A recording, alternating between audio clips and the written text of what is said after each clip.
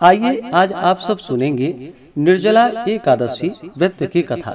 निर्जला एकादशी का व्रत, जो कि ज्येष्ठ मास शुक्ल पक्ष की एकादशी तिथि के दिन इस व्रत को धारण किया जाता है। इसे भीमशैनी एकादशी के नाम से भी जाना जाता है। इस व्रत को दिन रात्रि निर्जला रह करके धारण करना चाहिए।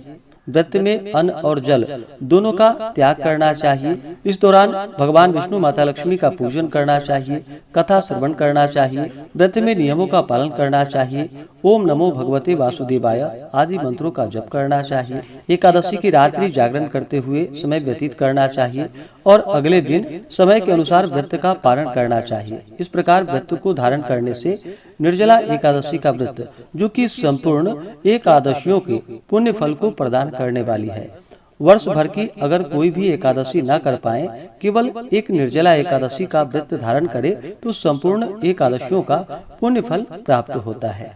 तो आइए सुनते हैं निर्जला एकादशी व्रत की कथा। बोलिए प्रेम से भगवान विष्णु की जय, माता लक्ष्मी की जय, एकादशी माता की जय। कथा के अनुसार एक समय महर्षि वेद व्यास जी महाराज युधिष्ठिर के यहाँ संयोग से पहुँचे। महाराज युधिष्ठिर ने उनका समुचित आदर सत्कार किया, अर्घ्य और पाद्य देकर के सुंदर आसन पर बैठाकर उनकी षोडशोपचार पूजा की। जब महर्षि सब प्रकार से निश्चिंत होकर बैठ गए, तब भीमसेन ने हाथ जोड़कर उनसे कहा कि हे भगवान, मैं बड़ी आपत्ति में पड़ा हुआ हूँ, दया करके आप मुझको इस आपत्ति से बचाइए। भीमसेन के ऐसे वचन को सुनकर महर्षि व्यास जी ने हंसते हुए पूछा, क्या बात है भीम, निसंकोच मुझसे कहो। भीम ने कहा कि हे प्रभु, महाराज युधिष्ठिर, धनुषधारी अर्जुन, विचारवान सहदेव और बहादुर नकुल एवं सौभाग्यवती महारानी द्रौपदी इत्यादि सभी लोग एकादशी का व्रत करते हैं और मुझे भी विवश करते हैं कि तुम भी एकादशी का व्रत करो। महाराज, आप तो जानते ही हैं कि भीमसेन का जीवन अन्न पर ही आश्रित है। एक दिन भोजन न करने की बात तो अत्यंत दुष्कर है। एक क्षण भी बिना खाए नहीं रह सकता। तब आप ही बतलाइए कि किस प्रकार यह मेरा धर्म संकट दूर हो।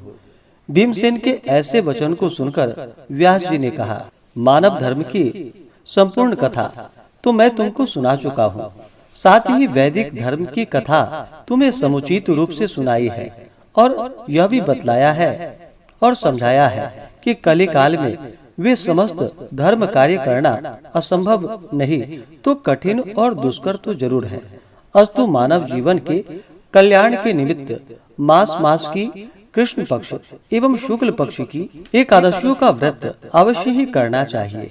बिना इन व्रतों को धारण किए प्राणी मात्र का कल्याण नहीं होता। महर्षि व्यास के ऐसे वचन को सुनकर भीमसेन अपनी धर्म भीरुता के कारण बेत के समान कांपने लगे और अत्यंत ही भयभीत होकर बोले कि हे प्रभु, यह तो ठीक है, परंतु व्रत का रखना और भूखा रहना तो मुझे मृत्यु से बढ़कर है, सो भी हर महीने में 2 बार। हे भगवान, अब आप कोई ऐसा व्रत बतलाइए कि जिससे ज्यों त्यों कर एक दिन भूखा रहकर ही मैं पापों से मुक्त हो जाऊं। भीमसेन के ऐसे वचन को सुनकर महर्षि व्यास जी ने कहा कि अच्छी बात है, मैं तुम्हें व्रत बतलाता हूँ, उसको करो। इस एक ही व्रत का पुण्य फल मास मास की समस्त एकादशियों से बढ़कर होगा। महर्षि के ऐसे वचन को सुनकर भीमसेन प्रसन्न हो गए और हाथ जोड़कर कहा कि हे प्रभु, कहिए और शीघ्र कहिए कि वह कौन सा व्रत है। महर्षि ने कहा कि व्रत ज्येष्ठ मास के शुक्ल पक्ष की निर्जला एकादशी का है। तुम श्रद्धा भक्ति सहित दशमी को सोते समय भगवान को प्रणाम कर उनकी मानसिक पूजा करो। हाथ जोड़कर अपने मन में इस प्रकार संकल्प करो कि हे प्रभु, कल मैं ज्येष्ठ मास के शुक्ल पक्ष की निर्जला एकादशी का व्रत करूंगा। मुझे शक्ति दो कि मैं अपने व्रत को पूर्ण कर सकूं। इस प्रकार प्रार्थना करके सो जाओ। दूसरे दिन निर्जला एकादशी का दिन होगा। बिना खाए पिए निराहार और निर्जल रहो, यहाँ तक कि आचमन इत्यादि में भी जल ग्रहण न करो। इस व्रत के प्रभाव से स्त्री हो अथवा पुरुष सभी के मंदराचल जैसे भीषण और महान पाप भी अवश्य ही नष्ट हो जाते हैं। इस व्रत में गोदान का बड़ा महत्व है, अर्थात गोदान अवश्य करना चाहिए। यदि कोई गोदान देने की सामर्थ्य न रखता हो, उसे तांबा, पीतल या मिट्टी का पानी भरा हुआ घड़ा, उसमें थोड़ा सोना छोड़कर और उसे नवीन वस्त्र में लपेट ब्राह्मण को श्रद्धा और भक्ति पूर्वक दान करना चाहिए। इस प्रकार जल दान देने एवं स्वयं व्रत समाप्ति तक जल न ग्रहण करने वाले प्राणियों को एक एक क्षण में कोटि कोटि गोदान देने का पुण्य फल प्राप्त होता है। उस दिन यह कार्य अर्थात यज्ञ, दान एवं जपादि कार्य करने वाले को अक्षय फल की प्राप्ति होती है। इस प्रकार श्री कृष्ण जी ने स्वयं कहा है। अतः फिर दूसरा पुण्य कार्य करने की क्या आवश्यकता है? विष्णु लोक की प्राप्ति इसी निर्जला व्रत के ही द्वारा हो सकती है। इस दिन फलाहार करना चाहिए। अन्न खाने वाले की अनेकों प्रकार की दुर्दशाएं होती है और वे चांडाल स्वरूप समझे जाते हैं। इस व्रत के प्रभाव से चोर, गुरुद्वेषी एवं हर प्रकार के पापियों का उद्धार हो जाता है। श्रद्धालु स्त्री एवं पुरुषों के विशेष कर्तव्य हैं। शेष शैया पर स्थित श्री विष्णु भगवान की भक्ति पूर्वक पूजा एवं धेनु दान तथा ब्राह्मणों को मिष्ठान का भोजन कराकर दक्षिणा देकर संतुष्ट करना चाहिए।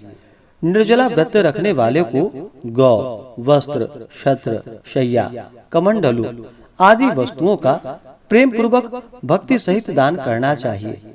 उपाहन दान करने से स्वर्ग गमन में हेतु स्वर्ण भूषित रथ प्राप्त होता है और जो इसको भक्ति पूर्वक श्रवण करते हैं तथा कीर्तन इत्यादि करके रात्रि जागरण करते हैं, वे मनुष्य बिना विघ्न स्वर्ग प्राप्त करते हैं।